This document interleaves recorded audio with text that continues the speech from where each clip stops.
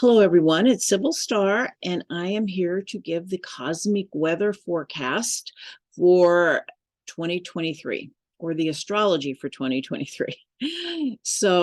And I call this bridging realities. I really feel like this is a year of bridging realities. The number 2023 adds up to 7, and 7 is the number of the mystic and the seeker, and it bridges two realities. And I really feel like this is a year when we are really beginning to bridge realities and embody our higher selves. Okay. And for me, the astrology really shows us the energy that is present and how to navigate that energy. I don't necessarily make predictions other than how I see the energy unfolding and the guidance that we are being given around that. So anyway, I feel like I need to just, this is part of a bigger picture. 2023 is really the beginning of the shift. It's been happening, but as some say, we're now on the train, that there are two trains. And they're going different directions. We're still in a place where we can see them, these two realities, but they're getting ready to take off and really start that journey. So this is part of a bigger picture, the events that are happening in 2023. And the bigger picture is that the outer planets, which are also called the transpersonal planets, are all moving into fire and air signs, and they're all going to be together in these fire and air signs in the early degrees, which is always the beginning. And fire and air is very much about consciousness, about air is about the mind, and fire is about that inspiration, that flame within our hearts, and how the air fans the flame. Okay. And so I feel like that we entered the runway, and we're getting ready for blast off. And the blast off, I feel, will actually take place in 2026, when there's a Saturn-Neptune conjunction at 0 degrees Aries. That is the collective shift, birthing a new reality, quantum leaps and expanded reality. So make way for miracles. And I just read something today that I thought was just brilliant. And it said, we don't arrive at a new earth. It arrives through us. And so the time leading up to this shift is about the expansion of our own consciousness.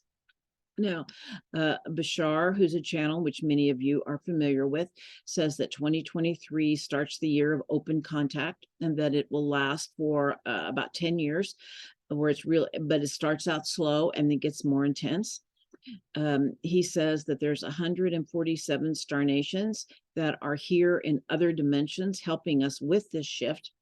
And as part of this shift, it is awakening to the truth that the Milky Way is teeming with other life, and the veil is thinning. And as we raise our frequency, we're able to experience these other beings. When our frequency is so low, it's like we really can't see them, but we need to raise our frequency and to be in their resonant field to interact with them.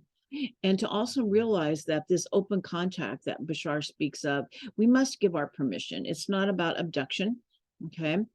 And I feel like part of the process as well is starting to remember that we are multidimensional beings, and we are having experiences in other dimensions and timelines. And this is to start remembering this as part of the ascension process and the shift in consciousness. So to begin with, what is happening in 2023? Okay. Well, the first, I'm going to talk about them in the order that I think they have importance, not necessarily chronologically. Okay, so to begin with, Saturn is moving into Pisces. Saturn has been traveling in Aquarius now. It moves into Pisces on March 7th. So it'll be about a total of 2.5 years that Saturn will have been in Aquarius.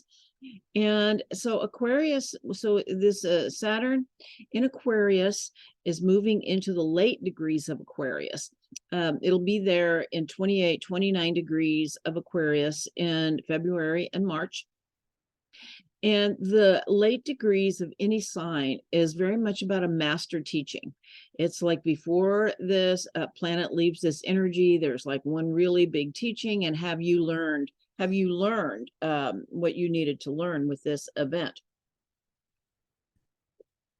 And Saturn's goal is about integrity, or Saturn's teachings, I would say, are about integrity, maturity, responsibility, and character development. But Saturn also has a really big shadow. It's also called the Lord of Karma. It is about the law of consequences and learning that, we reap what we sow. That's always one of the major teachings of Saturn. But the shadow of Saturn is control, limitation, and restriction. And Aquarius is a sign of the people and is very much about humanitarian service, humanitarian goals. And so we have seen over the last 2.5 years an increased limitation of human rights with social distancing and lockdowns. And I guess, the question is, was it really for the highest good or just Saturnian control? I mean, that's what, the teaching is about, is to go into that and really ponder that for ourselves. Saturn is about rules. Aquarius is about freedom and questions authority. And I think we've also learned with Saturn in Aquarius that not all rules are good rules and should be followed. Aquarius asks us to think for ourselves and determine for ourselves what is in the highest good of all and not follow the herd. Okay, because the herd can just jump right over the cliff. So it really is about, Aquarius is so much about stepping out of the need for approval of others. And Saturn really is like that part of a society that says that you will not be safe if you step outside of the rules. And so, this was the challenge, is to I think, was to think for ourselves and determine what rules were good rules and what were not. And we're, of course, finding out that a lot of the rules and what we were told were actually not helpful at all. Now, another thing is Saturn is very much about consensus reality. And Saturn in Aquarius was traveling in a square to the planet Uranus, which is the ruler of Aquarius in Taurus. Uranus has been in Taurus for the last 2.5 years, kind of in and out of this dance. And I feel like, Saturn being consensus reality, Uranus was shaking that up, shaking us out of our comfort zone, recognizing the world, the universe, everything is so much bigger and different than we have believed it to be as our consciousness expands. And so there's a shift in perception, and remembering that we're part of a bigger whole, and how to see reality from that perspective. And some of the big teachings, Saturn is very much also about manifestation. And so this dance between Saturn and Uranus has really, I believe, shown us the truth that the awareness that we create our own reality through quantum mechanics. And some of the other things that have come through is that it's just not as important what happens as it is how we respond to what happens that creates our experience and thus our reality. And when we can respond with positivity to everything that comes to us, with an understanding that it would not be happening if it did not serve us in some way, changes our perception of the world. And with our changed perception, our reality changes. And then, of course, the other really big teaching that is always in quantum mechanics is that energy follows thought.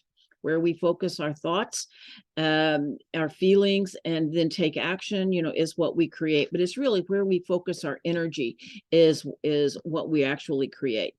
And so understanding how to manifest, and to also know, as we're moving into these higher frequency dimensions and densities, manifestation is speeding up. Okay. And so then what does it mean? Because Saturn is going to move into Pisces on March 7th. So how is that different than Saturn in Aquarius? And it's going to be in Pisces through most of from now until March 7th until through most of 2025, until it moves into Aries. And it is, of course, the blending of science and spirituality. And Saturn being about manifestation, Pisces being very much about the dream world, so it's grounding our dreams into reality through the manifestation principles that we learned with Saturn in the Saturn-Uranus square, that we create our reality by every choice we make, by where we focus our energy, every choice we make, okay? And that we must align our thought and intentions with our heart. We must feel it to change it. The example would be that if we, through many indigenous teachings and other just simply metaphysical teachings, that we have to feel it to manifest it. So if we want rain, we don't pray for rain. We pray rain. We feel the rain coming through our body because we're giving thanks for what has already happened. Okay. All right. All right. And so I feel like Saturn in Pisces is very much about follow the energy and see what obstacles show up, especially around fear and limitation. Saturn is, it is about fear and limitation. It activates those within us. And so it's about moving beyond the belief of limitation. Earth School has been about becoming masters of limitation, but we are moving beyond that belief system. Okay. Saturn always is our work, and in Pisces, it is inner work. So that inner work, of course, is how to manifest in our own world before we see change in the collective and external world. It's about raising our vibration, knowing it's all an inside job. That first we do our inner work, then the collective shift happens. And to remember that the external world is actually a reflection of our inner world. Now, on some other levels, Saturn and limitation and Pisces is around the waters of the world. So we could definitely see the potential for more water restrictions, more challenges with the water, and praying for the water and praying in the water. Okay. And that structured water, Saturn is very much about structure. And recognizing what is the quality of our water. Structured water is really important, and that is the very natural spring water, well water, water that has not gone through our purification system, that hasn't needed to, and that it still has its natural structure. And of course, drinking purified water, not it is important to have purified water, but the chemicals used in the public systems denature natural water. Okay. And so structured water has a whole different chemistry and even a consistency in our bodies. And now there are some companies that say they have created technology that helps restructure the water if you're not able to get just spring water, because it is expensive, or you're not able, to have a well, however it is. There are companies that have products that do that. Okay. Or at least they say they do that. And I think our technology is probably getting pretty good in some areas. Also, Saturn also brings up latent health issues, things that have kind of been maybe dormant or not active. And in Aquarius, the issue was around the circulatory system and its opposing sign Leo, which rules the heart. And we've seen a lot of heart and circulatory issues in the last, 2.5 years, a real increase in that. But Pisces rules the immune system. And so it might show problems with the immune system, an increase in autoimmune disorders, and even lymphomas or cancers of the immune system are increasing. Mother Earth's immune system is also showing a breakdown due to toxicity. But my understanding is that, if the external world is a reflection of our inner world, And I've heard this from so many spiritual teachers, that the way to heal Mother Earth is to heal ourselves. Okay. And of course, the indigenous teaching of 7 generations, that as we heal ourselves, we heal 7 generations before us, 7 generations after us, and Mother Earth. And so we can only heal Mother Earth by healing ourselves. And a healer friend of mine shared with me something I had not heard before, which I think is really relevant and important. She said that lymph fluid, that's the immune system, it is like liquid light. And when our immune system is working properly, that light is activated, a light within our cells. It lights up our cells. And as we raise our vibration, we can rejuvenate our immune system and our light body. And this is when we can align with Mother Earth. And so even if you have some very difficult immune system problems, know that it is actually your frequency and vibration that can actually activate it and light it up again. Okay. Pisces is the last sign, so it's very much about letting go of what no longer serves us and about surrendering to a higher power. While Saturn wants to hold on to control, because Saturn is actually kind of one of the fear-based planets that we have. That's one of the shadows of Saturn, I would say, is that it triggers fear within us. And so it can be very difficult to let go and trust, and to know that we are always held. And so it can bring fear and anxiety until we are really able to trust that process. Pisces is part of the victim savior axis, and Saturn can certainly show up as helping us or making us feel like a victim, but he's really trying to show us how to claim our own personal authority. And it actually comes through trusting a higher power and following the flow of energy instead of trying to direct and control the flow of energy. Pisces reminds us that we are part of something greater than ourselves, and brings in the concept of unity consciousness, where we are all one, where we remember that we are all one. Saturn can show us the obstacles to unity consciousness, which is fear and loss of ego or identity. So it's just so important to trust one's inner guidance in this very turbulent time of great change. And I also feel like the edges of what we know as reality is softening with this Saturn in Pisces, as it's really doing our own personal work, preparing us for the collective shift that is coming. And to know that there are other dimensions as we open up and our consciousness expands, other dimensions may bleed in, and to know that it is actually part of the awakening process. I feel like Saturn is like the birth contractions, like when the baby is in the tunnel, when we're in the process of giving birth. It is the part of us that propels us outwards, and it's very scary. And the more we try to hold on, the more painful it is, because we are being birthed into a new reality. Okay, but as a reality of our own creation. And just one more thing, okay, is preparing us for the Saturn-Neptune conjunction at 0 degrees Aries in 2026.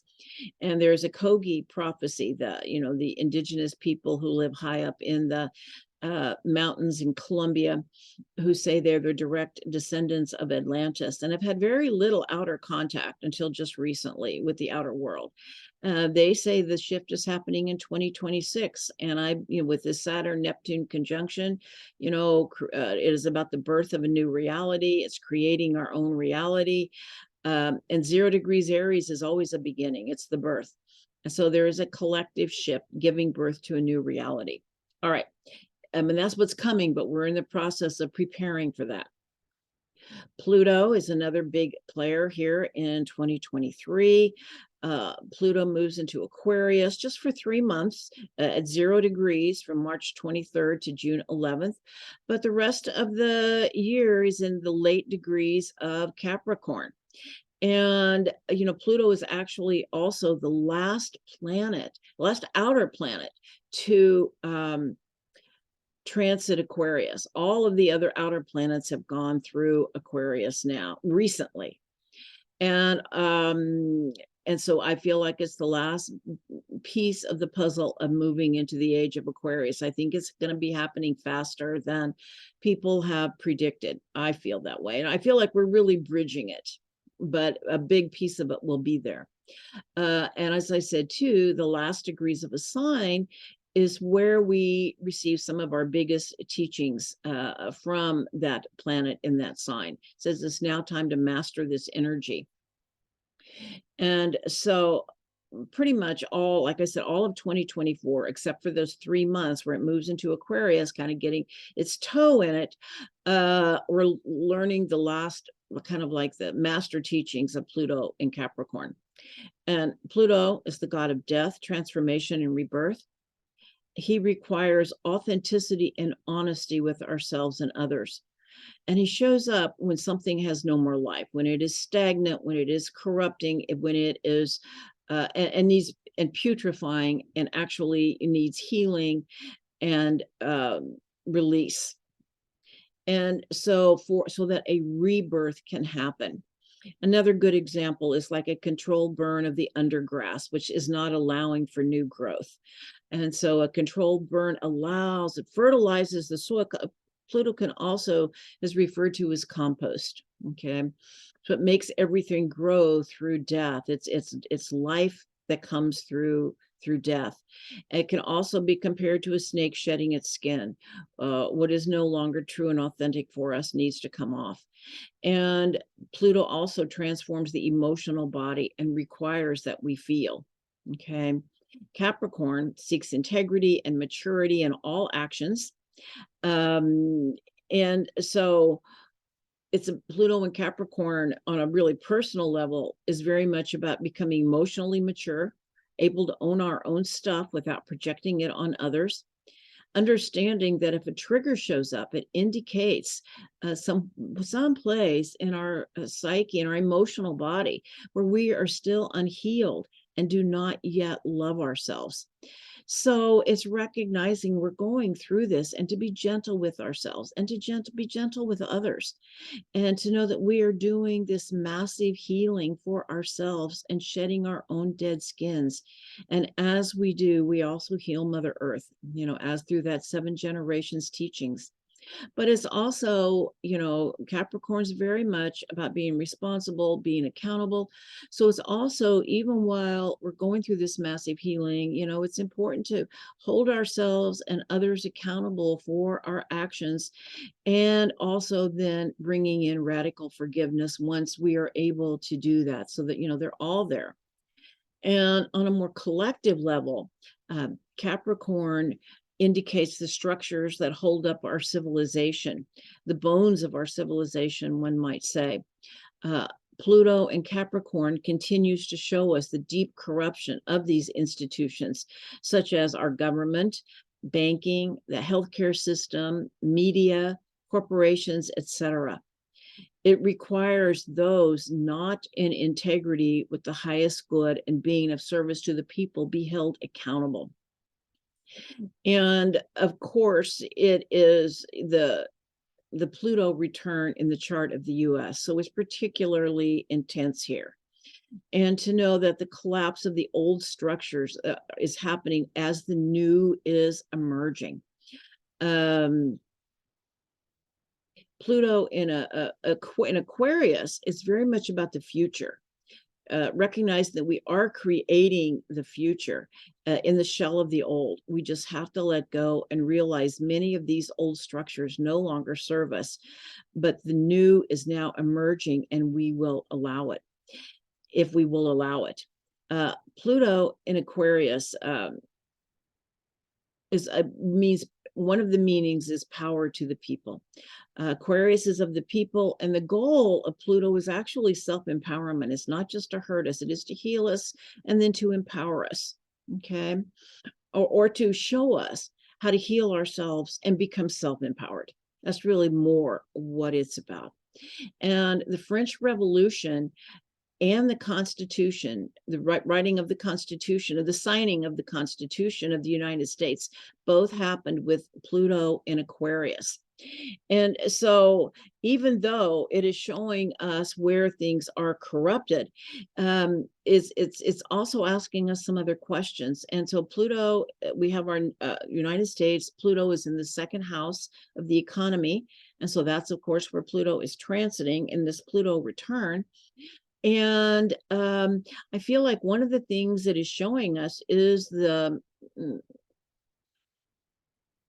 our relationship with money, okay, in each one of us, and what that looks like for us, and how that is, as we say, the inner world, the external world is a reflection of the inner world. And so we have a very unhealthy relationship with money, and so it's really, I feel like that's one of the things that is coming up. And of course, on a collective level, it is showing us, greed, and how greed is really corrupting our country. And greed is at the core of that corruption. And so people, and I feel like with the empowerment issue, the power of the people, what is going to come through here is the people will have had enough.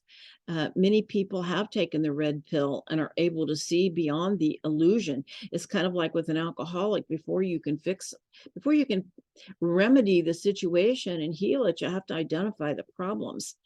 And so transiting Pluto in the second house is showing us our relationship with money personally and collectively. But also it's about our values. What do we value? And do we value ourselves and our nation enough to recognize the truth of what is happening so that we can start making different choices that are really in our highest good and the highest good of all? Pluto in Aquarius is about new systems coming in that actually serve the people, grassroots and community movements that take charge locally with a new vision for the future. This is very possible, especially when we're able to acknowledge what needs to go, what is no longer serving us. Okay. And Aquarius is also the sign of revolution. As I said, the French Revolution happened the last time with Pluto in Aquarius. But I feel like the one that is happening is about a revolution in consciousness. It is about the empowerment that we receive when we activate the soft technology of our consciousness and how we use energy. Aquarius is the two wavy lines, and some say it's water, which it absolutely is, because they're pouring the cosmic water, the water of the cosmos, cosmic wisdom here onto Mother Earth. And so I also feel like there are just huge downloads possible coming from sources, places we haven't yet thought of coming in. The field is alive with these new ideas that are about the transformation of our culture and our society. And like I said, a new earth coming through us. But it is also about the development of the tools that we naturally have to manifest and create, what we are actually capable of. Energy, it is the use of energy, of remote viewing, telepathy, and all of the clairs, clairsentience, clairaudience, clairvoyance, claircognizant, our intuition, and how we are connected to the divine at all times through our intuition, and the development of those skills. Okay, because Pluto in Aquarius is about the power of energy, and really being able to transform and change our vibrational frequencies. Okay, but it's also to do with our relationship with technology, hard technology, and how that technology can really help us expand our consciousness. It's like space travel, being able to work with, ships and traveling around the cosmos as other star nations do. But it can also has a very dark side, the dark side of AI, and putting chips in our body, and also, of course, digital surveillance. These are choices we're going to be looking at, as we do not want to lose, we do not want our technology to get of our humanity and our consciousness. And so these are the challenges. Every sign has, the goal and then the shadow where it can go. And also, Pluto's going to be traveling at 0 degrees Aquarius, which is conjunct a star in the system of Lyra. And Lyra, in our galactic history, as kind of like the galactic records are now being opened to us, and we're learning more about our galactic history, that the constellation of Lyra is where polarity consciousness first became um, uh, a very powerful force here, and the first wars started, where it became us versus them. And so with the message of Lyra here, I feel like it is saying it's so much about the healing of polarity consciousness that was really initiated. That's really the word I'm looking for. Was really strongly initiated through war in in Lyra, and of course healing war and the results of war. And so I see where this manifesting as well as in the nodes of the moon, because they are changing signs. The nodes of the moon are always about integration of polarity regardless of the sign, but it is especially pertinent in Aries and Libra, where it is all about self versus other, or us versus them. And this is where we are heading. The nodes have been in Taurus and Scorpio, which is about what we value in ourselves versus what we value in others, self-sufficiency versus shared resources, serenity versus complexity, and the integration of the body with emotion. Okay. But on July 17th, the nodes of the moon move into Aries and Libra. And I guess I should have said what they are. You know, the South Node has to do with the past, our soul's past. The North Node has to do with our North Star, our direction in life, kind of what our intention, not our direction, but direction is part of it, our intention in life. Okay, so Aries Libra is very much about how to find balance and the integration of polarity, and recognizing there really is no other, for we are all faces of Creator. Okay, it is it is very much about the integration of dark and light within ourselves, and that's the true definition of the integration of polarity. That we can release projections which create the us versus them mentality. It is just so important that we do that. So anyway, and I think the integration of masculine and feminine brings in the gender identity issues that we are seeing so prevalent in our world right now. And I feel like a piece of this is so much about that integration of the masculine and feminine within each one of ourselves. And I do believe as we move more into the age of Aquarius, we are going to see more androgyny, because I feel like that is a certain portion of the human population. Not everyone, there will always be masculine and feminine, but androgyny will be a third gender. And many species, many star nations have this. And so I feel like this is where we are heading. The key is, how can we help people love their bodies as they are going through this process, because it is one step in that process. Okay. All right.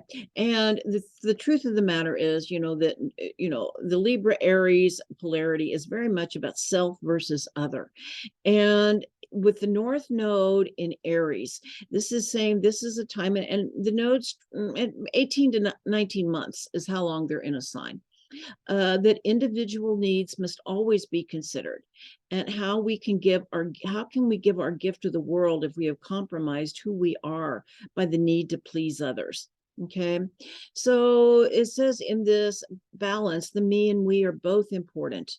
Okay, all right, and just kind of to let you know where the eclipses are. So we have a few eclipses as well. We have new moon lunar eclipse in Aries 29 degrees on April 19th. We have the full moon lunar eclipse, which is in Scorpio. It's actually straddling these two signs all year. The lunar eclipse is at 15 degrees of Scorpio on May 5th. The new moon solar eclipse is at 21 degrees of Libra on October 14th. And the full moon lunar eclipse is at 5 degrees of Scorpio on October 28th, just to let you know where they are. All right, now we're going to move into some other important planetary transits for this year. First off, we have Venus retrograde at Leo, 28 degrees from July 22nd to September 3rd. And Venus retrogrades for 6 weeks every 18 months, where she changes from an evening star to a morning star. And during Venus retrograde, your love life enters a fated period. And it could, the giving and receiving of love and affection may become more difficult, because the truth is we're kind of sorting out our relationships. You know, what is it we want in relationships now? Whenever Venus comes around, especially if it's impacting our own chart in some way. And Venus, I think, travels from 28 to 12 degrees of Leo. That we have some things to work out in our relationships. Old friends and lovers may reappear, or you may relive past life experiences in order to sort out karmic issues. What this really means is that souls with whom we have unfinished business may show up during this time. And sometimes they show up and they stay a while.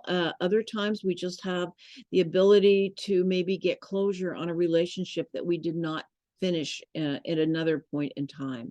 Okay. And also Venus rules money. So it's traditionally thought that Venus retrograde is not an ideal time for investing, okay, or buying luxury items. It is a time, though, of introspection and reassessment, especially about relationships, maybe a time to renegotiate them. And you can use Venus retrograde to improve how you feel about yourself and to love yourself more. Now, Venus is in Leo, and Leo is about creative self-expression, joy, and passion. So I feel like what this reassessment is about wherever you might have felt the fire burn out. This will reignite it in your heart. And of course, Venus is also about art and creativity. It's one of the most artistic. So, you know, wherever your passion is, whether it's art, whether it's in your relationship, your sexuality, your work, wherever it is, it's time to reignite your passion. And one more very interesting thing is that Venus goes retrograde on the feast of Mary Magdalene and conjunct the star Alphard in Hydra. And Hydra is the water serpent.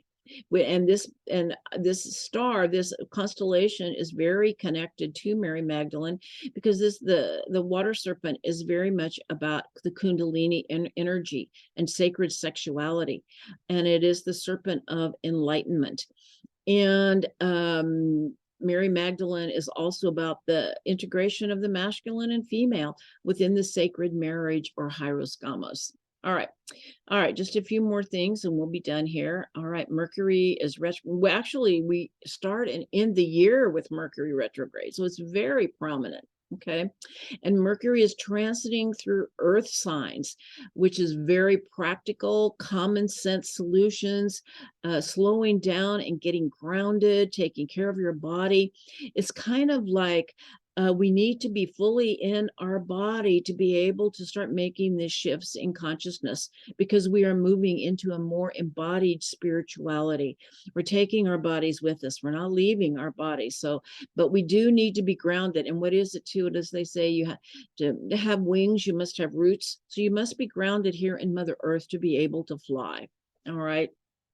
Okay, and I'll be talking more. Let's see, I'll just give you the dates. Mercury is retrograde, let's see, from December 28th, 2022 to January 18th, 2023 in Capricorn, from April 21st to May 14th in Taurus, from August 23rd to September 15th in Virgo, and then December 12th to January 1st in Capricorn, although it does move back into Sagittarius. All right. Now, Mars has been in Gemini a long time. Will have been here a total of 7 months by the time he's done. It began on August 20th, 2022, and will leave on March 25th, 2023, due to its retrograde motion. And Mars has been retrograde from October 30th to January 12th. All right, and so when Mars goes retrograde, is asking us to reflect, reassess our direction in life, our actions in life. What are we going to do? We might be making a whole lot of course corrections. And in Gemini, it's also teaching us the art of good communication and how our words can be used to direct our energy and create and manifest with them, so that and that's the, it's kind of like where we focus our energy and our thoughts is what we create. And so it's actually teaching us the art of communication. The Egyptians knew that words were magic and they created. So I feel like this is a part of this teaching. And Mars retrograde in Gemini has asked us to slow down, think before we speak, and what do we want to accomplish with our words? Okay. All right. Now, some other retrogrades that are important is, well, pretty much, let's see here, all of the planets. Let's see, in January, Mars goes retrograde on January 12th, Mercury goes retrograde on January 18th, and you're not retrograde. Mars goes direct on January 12th, Mercury goes direct on January 18th, and Uranus goes direct on January 20th. So after that, all of the planets will be direct, which is a great time to start something new. There's nothing kind of holding you back. The energy is fresh and alive and wants to move forward. Okay. And then they all start going retrograde again in the summer. And by September, we have that usual log jam that we've had several years in a row, where so many of the planets, we have 6 planets retrograde in September, and 5 to 6, it depends on what time in September. So that's still a lot. So it's the earlier part of the year from, what did I say, from January 22nd to May 1st is a really good time to start projects. There's a lot of good, interesting energy then. All right. What else we have? We still have Jupiter. Jupiter enters the year in Aries, and Jupiter, brings opportunities, good fortune, with doors opening and closing. And it starts the year at 1 degree Aries, which is still conjunct Aries point, which is a great beginning place. And it brings opportunity. Jupiter in Aries brings opportunity through self-enterprise, initiative, risk-taking, and a belief in oneself.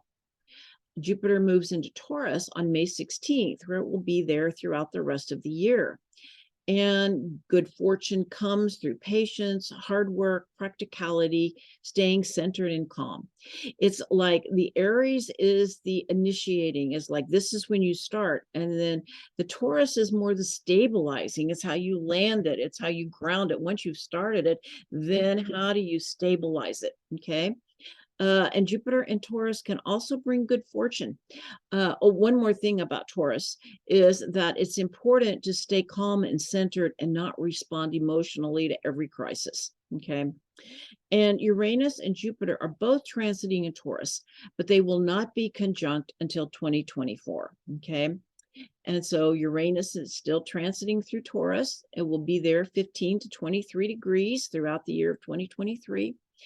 And some of its teachings, ongoing teachings, are staying centered in the present moment by being grounded and connected to Mother Earth, grounded in your own consciousness as the external world continues to be chaos and having, the breakdown.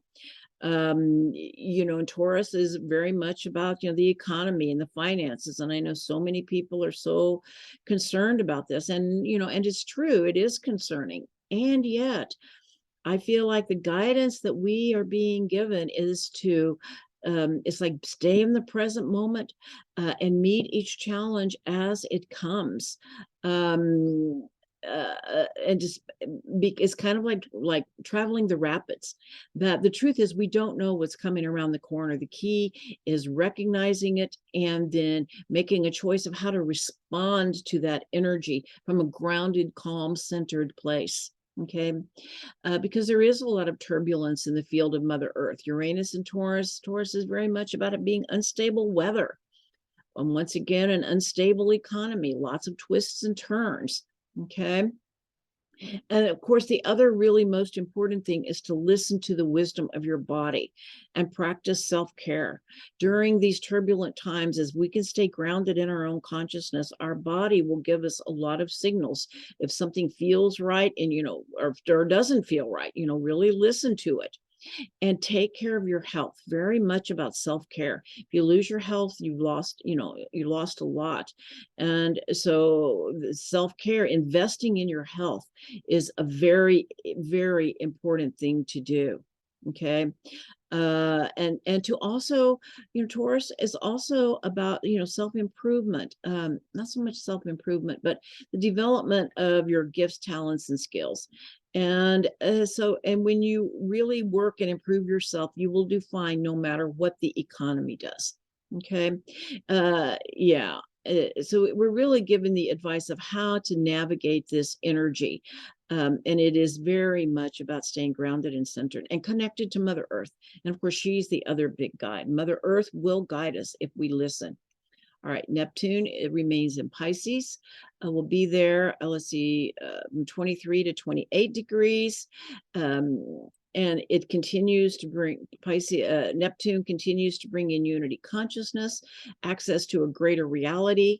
And Neptune and Pisces reminds us that we are never alone and that we can always ask for help and that our prayers are always answered. And to just be open to the way they are answered, because we are in a field of infinite potential. So be open to all possibilities, okay? And the other really, I think, big piece of wisdom is if you don't know what to do, don't do anything. Create a place of stillness so that you can receive messages coming through, but they're still not coming through. It's like Spirit is saying, don't do anything. Just hold tight, okay? And that we will know what to do when the time is right. The most important teaching, though, of Neptune and Pisces is to love yourself unconditionally and practice the art of acceptance and allowance to embody that unconditional love. It's really about surrendering to a higher power, which is really your higher self, and remembering that we are all an awareness point of source, and we have never actually left source energy. Okay. Now, we also have Chiron is going to continue in Aries from 12 to 20 degrees, healing wounds around individuation. Aries says, I have a right to be who I am and want what I want, and being able to heal that within ourselves. All right. And so just in conclusion, I feel like this is very much a year of bridging realities, that there is more than one reality. And the truth is, where do you want to be? Because that will be predicated on the choices that we make, and making choices from a place of love. Okay. To stay centered within yourself and ride the storm. We will make it to the other side. We are creating our reality as we go with each choice and decision we make. And it doesn't matter as much what happens, but how we respond to what happens. For that is what creates our experience and thus our reality. We are moving into uncharted territory. And just because we cannot see where we are going doesn't mean that it is not happening. And trust that we are being given the guidance we need, and we will know what to do when the time is right. We are held in the unconditional love in the universe at all times, and practice the art of walking in the world as being the unconditional love that is you. We are remembering who we are and drawing all of our pieces back together, becoming whole. All right, wishing you all blessings in 2023, and namaste.